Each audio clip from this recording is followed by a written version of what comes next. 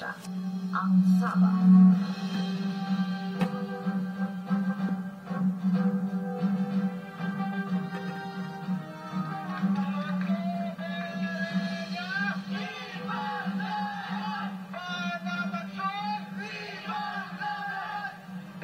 Katulad ng di matapos-tapos na pagtatalo sa Scarborough Shoal at Kalayaan Island Group, halos walang ingay ang usapin tungkol sa Sabah. Itong claim natin, ito involve rich resources, pero matagal na at mukhang nagkakaroon ng neglect halimbawa sa Sabah. When we appeared before the International Court, the lawyers for Malaysia and Indonesia were reciting to us yung mga sinasabi ng presidente natin to the effect na ang Pilipinas pala has abdicated the claim over Sabah, and that this is in the formal proceedings of the International Court.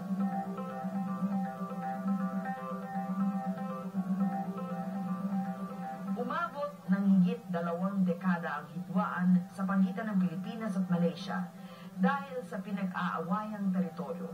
Pero isinantabi ng Pilipinas ang usapin tungkol sa Sabah sa ngalan ng mas magandang relasyon ng dalawang magkalapit bansa. Panahon ni President Ramos, sabi niya pwede pa ho, itabi muna natin to para umunlad ho ang relasyong komersyal at economic and trade relations of the Philippines.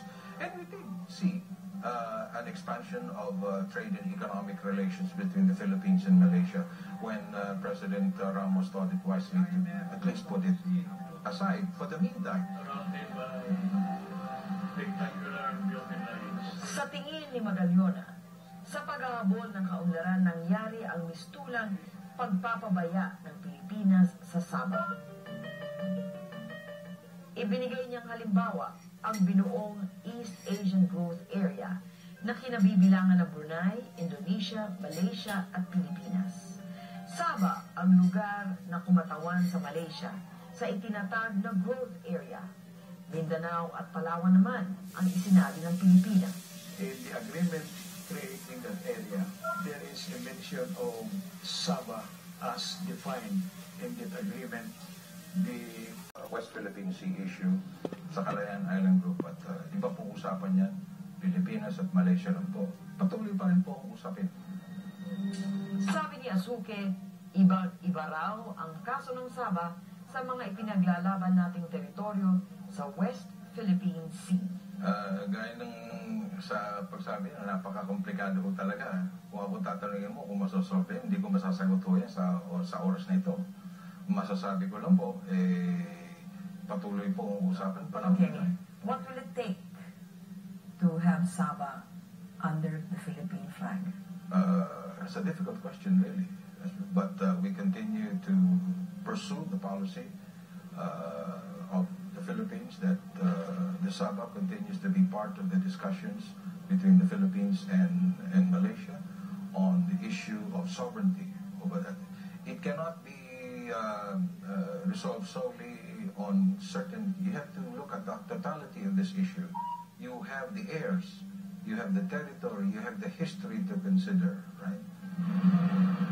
Hindi malinaw kung ano ang kasalukuyang takbo at direksyon ng pag-uusap ng Malaysia at Pilipinas tungkol sa Sabah. Sa panig ng Department of Foreign Affairs, ang higit na mahalaga sa kasalukuyan ay ang magandang relasyon ng dalawang bansa.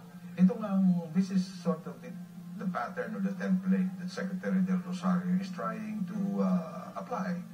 When we are able to look separately at our economic and trade relations independent of a sensitive key issue. Kung gaano katagal gagawin, kinikilalang pangalawa sa pinakamalaking estado ng Malaysia, sagana ang Sabah sa langis at iba pang likas na yaman. Sa Sabah, doon na yun, pinapakinabangan yan, tapos extracting resources there already. Kailangan na ho natin masettle. Yun ang inaano ko. Bakit hindi natin binibigyan ng atensyon?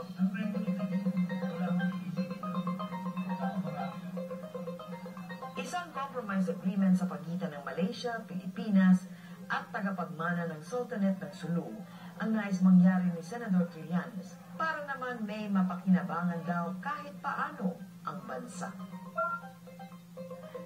Sa Malaysia lang daw pabor ang kasalukuyang pananahimik ng gobyerno dahil kontrolado at tuloy-tuloy lang ang Kuala Lumpur sa paggamit ng likas na yaman ng Sabah. Sabi niyo sa paper niyo, kulang sa political will.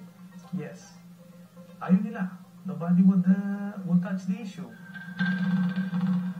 Sabi ni Trillanes, wala raw gustong bumuhay sa paghahabol ng Pilipinas sa Sabah dahil sa takot maaakusahan ng treason o pagtataksil at panggugulo sa magandang relasyon sa Malaysia. There is no consistent effort to push through our bill in Sabah, and yet we have provided again in the new baseline law that Philippines has sovereignty over Sabah. That is simply just a provision of law. In other words, we have no more claims. Well, the claim is there theoretically, but if it is not pursued, and even without asking or making negotiations for any political concession, none at all. Hindi na gaano umaasa si Magallanes na mababawi pa ng Pilipinas